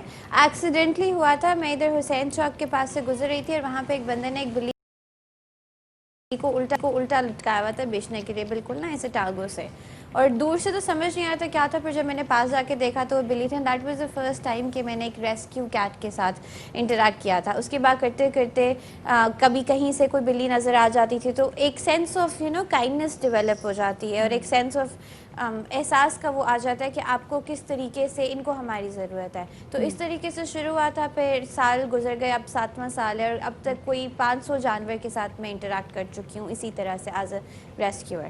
اچھا یہ نا اوور آل سوسائٹی کا جو ایٹیچیوڈ ہے وہ جانوروں کی فلاح و بہبود کے حوالے سے، جانوروں کے حقوق کے حوالے سے ہمیں پتہ ہی نہیں ہے. ہمیں اگر کسی کے سامنے بات کی جائے کہ یار جانوروں کے حقوق ہیں، آپ ان کو اس طرح سے مار نہیں سکتے، آپ ان کے ساتھ اس طرح سے کھیل نہیں سکتے، تو وہ بات ان کو سمجھ میں نہیں آتی. آپ کو بھی کرٹیسائز کرتے ہوں گے لوگ. How do you counter? جی جی بے شک کرتے ہیں، لیکن بات یہ ہے کہ ہم لوگوں کے ساتھ مسئلہ یہ ہوا کہ ہمارے گھر سے یہ جو سارا سبق ہمیں دیا جانا چاہیے تھا احساس کے بارے میں، رحم دلی کے بارے میں، وہ نہیں ہے. اکثر مذاق میں جانوروں کو لیا جاتا ہے، ان کی پریزنس کو مذاق میں لیا جاتا ہے. اور اس کے علاوہ ہمارے مذہب کے اندر جانوروں کے ساتھ اچھا سلوک کرنے کا، ان کے ساتھ رحم دلی کرنے کا سکھایا جاتا ہے، پر ہم اس طرح سے نہیں دیکھتے. یہ سبق ہمارے گھروں میں، ہمارے اسکولز میں اس کو سب کو سمجھانا چاہیے، پڑھانا چاہیے. بالکل یہ گھروں سے اس بات کی نا تربیت کرنی چاہیے کہ نہیں جی جو جانور ہیں آپ نے وہ بھی اللہ پاک کی مخلوق ہے، اس کا بھی خالق نے. مجھے ہنا یہ بتائے گا کہ یہ جو آپ کا ریسکیو سینٹر آپ نے گھر میں ان کو ریسکیو کیا ہوا ہے، اور ساتھ میں بتائے گا کہ کیا آپ کے پینل پہ کوئی ویٹ بھی ہے، کیونکہ جب آپ زخمی حالت میں اٹھاتے تو آف کورس ان کو ڈاکٹر کے پاس لے کے جانا بڑا خرچہ ہوتا ہے اس پہ بھی. جی جی بے شک. بیسکلی ہمارے شروع میں جو ویٹس تھے نا وہ ہم لوگ آسم پیٹ کلینک پہ لے کے جاتے تھے، لیکن اوور دا ایئر پہ ہم ضیاء ویٹ کلینک پہ بھی جاتے ہیں. اب یہ وہ ویٹس ہیں، 2 کلینکس ہیں ایکچولی جن پہ ہم لوگ اب لے کر جاتے ہیں، اور ہمارے یہاں پہ پورے اکاؤنٹس اور ہسٹری ہوتی ہے، اور یہی ہمارے جانوروں کو ٹریٹ کر رہے ہوتے ہیں. اچھا ہے نا یہ جو آپ نے ابھی بلی اٹھائی ہے، یہ ریسکیوڈ بلی ہے یا یہ آپ کی اپنی پیٹ ہے، پالتو ہے؟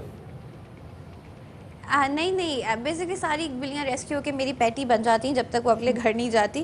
لیکن یہ بھی ریسکیوڈ ہے. یہ ادھر گھوڑا ہاسپٹل ہے یوواس کے نام سے لاہور میں، وہاں پہ اکثر ہم لوگ جاتے تھے اپنے جانوروں کا علاج کروانے کے لیے. تو ادھر ہی سے کوئی چھوڑ کے چلا گیا تھا. یہ بھی hit and run case he ہے. اس کے پیچھے سے آپ یہ دیکھ سکیں گے کہ اس کے پاؤں جو ہے نا وہ مڑے ہوئے ہیں. تو یہ صرف کٹن تھا، تب کوئی چھوڑ کے وہاں پہ چلا گیا تھا، اور تب ہم نے اسے اٹھایا تھا، اور ماشاءاللہ سے یہ 4.5 سال کا ہو گیا. ہم اپنے ناظرین کو دکھا بھی رہے ہیں جس میں ساتھ جو آپ کے ساتھ جو اسٹری ڈاگز ہیں بیچارے میں دیکھ رہے کسی کی ٹانگ نہیں ہے. سو مجھے بتائے گا کہ لوگ اڈاپٹ کرتے ہیں، کیا ریشیو ہے لوگوں کو اڈاپٹ کرنے کا، اور اگر کوئی کرنا چاہے جانوروں کو تو کیسے اڈاپٹ کر سکتے ہیں؟ اچھا اڈاپشن جو ہے پاکستان میں افسوس کی بات ہے ابھی اتنا کوئی جانا مانا کانسیپٹ نہیں ہے. چونکہ لوگ جب بھی ہم لوگ دیکھتے ہیں کہ ہمیں جانور چاہیے، ہم جاتے ہیں اور ہم کسی اچھی نسل کا جانور خریدنے کی وہ چاہ رکھتے ہیں، جو کہ بالکل غلط ہے. اڈاپشن ابھی نیا ہے. بلیوں کے لیے ہاں لوگ پھر تھوڑے سے اپنا کر دیتے ہیں کہ ہم اڈاپٹ کر لیں. کتوں کو لے کے ابھی بھی ایک اسٹگما موجود ہے جس کو شاید جانے میں ٹائم لگے گا. اور اڈاپشن کے پروسیس کے لیے ہر آرگنائزیشن اور ہر انڈیویجول کا الگ ہوتا ہے. میرا یہ ہے کہ ایک فارم ہوتا ہے جو کہ آپ فل کرتے ہیں، جس میں کچھ سوالات ہوتے ہیں آپ کے بارے میں، آپ کے گھر کے بارے میں، کہ آپ کدھر رہتے ہیں، آپ رکھ سکتے ہیں کہ نہیں، آپ کے پرانے جانوروں کے بارے میں. اگر آپ وہ پروسیس کلیئر کرتے ہیں تو پھر میں آپ سے فون پہ بات کرتی ہوں، پھر آپ کو بلایا جاتا ہے کہ آپ آ کے یہاں پہ جانوروں کے ساتھ ٹائم اسپینڈ کریں، اور آپ کو لگتا ہے تو پھر آپ اسے اڈاپٹ کر سکتے ہیں. اور اس کے بعد بھی ہم چیک اینڈ بیلنس رکھتے ہیں، کیونکہ یہ جانور تاکہ پتہ چلے کہ جو اڈاپٹ کرنے کے لیے آ رہے ہیں وہ سیریس اڈاپشن کے حوالے سے اور وہ اچھا جانوروں سے برتاؤ کریں گے. بہت شکریہ جی. ہنا شاہ ہمارے ساتھ موجود تھیں.